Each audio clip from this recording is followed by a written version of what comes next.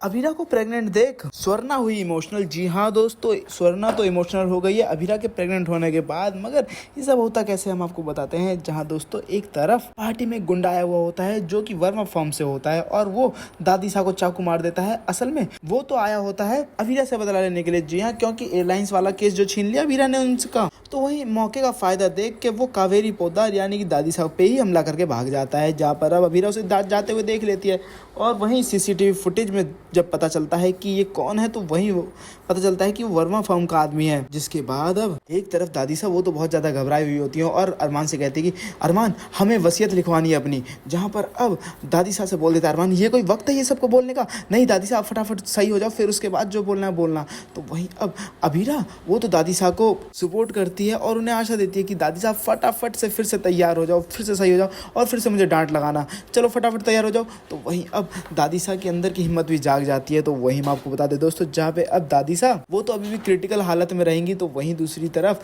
अब भगवान के सामने जब हाथ जोड़ के अभीरा दादी साहब के लिए दुआ मांग रही होती है तो तभी उसे चक्कर आने लगते हैं। जहाँ अब अभीरा बोलते हैं कि नहीं मुझे अभी चक्कर नहीं आ सकते, मुझे भी दादी साहब के लिए दुआ मांगनी है। जहाँ पर अब अभीरा फटाफट डॉक्टर के पास जाती है जब उसे चक्कर आने लगते हैं। तो वहीं अब डॉक्टर बोलते हैं कि कॉन्ग्रेचुलेशन अभीरा, तुम तो प्रेग्नेंट हो। जहाँ पर अब अभीरा को खुद सदमा लग जाता है और वो उसे विश्वास नहीं होता कि ऐसा कैसे हो सकता है। तो वहीं अब अभीरा बोलती है कि मुझे फटाफट अरमान को बताना होगा। तो वहीं डॉक्टर बोलते हैं कि रुको अभीरा, नहीं तुम ऐसा नहीं कर सकती क्योंकि तुम्हारी प्रेगनेंसी में बहुत ही ज़्यादा कॉम्प्लिकेशन है जिसकी वजह से हो सकता है तुम्हारी बेबी की जान चली जाए या फिर तुम्हारी जान। तो बेहतर यही होगा कि तुम इस बेबी को टर्मिनेट कर दो। तो वहीं अब अभीरा उस रिपोर्ट को लेकर जा ही रही होती है कि वो अरमान को बताए या ना बताए। तभी अरमान उस रिपोर्ट को हाथ से देख लेता है और उसके बाद क्या था, उसके बाद अरमान पूरे हॉस्पिटल में खुशी के मारे कूदता फिरता है और बोलता है मैं पापा बनने वाला हूँ, मैं पापा बनने वाला हूँ। जहाँ पर अब दोस्तों जैसे ये बात अब दादी साहब को पता चलेगी तो वहीं दादी साहब की हिम्मत फिर से जाग जाएगी और दादी साहब फिर से ठीक हो पड़ेंगी। तो वहीं दूसरी तरफ अब भी नानू को भी पता चलने वाला है कि अभीरा प्रेग्नेंट है। तो वहीं अब जहाँ वो कावेरी पोद्दार को देखने के लिए आने वाले हैं तो उन्हें तो खुशी की खबर मिलने वाली है कि अभीरा प्रेग्नेंट है। जिसके बाद क्या था, जिसके बाद अब स्वर्णा और मनीष जी लेकर चले जाएंगे अभीरा को अपने यहाँ पे और पग फेरे की रस्म करेंगे। जी हाँ, जो कि अभी तक रुकी हुई थी।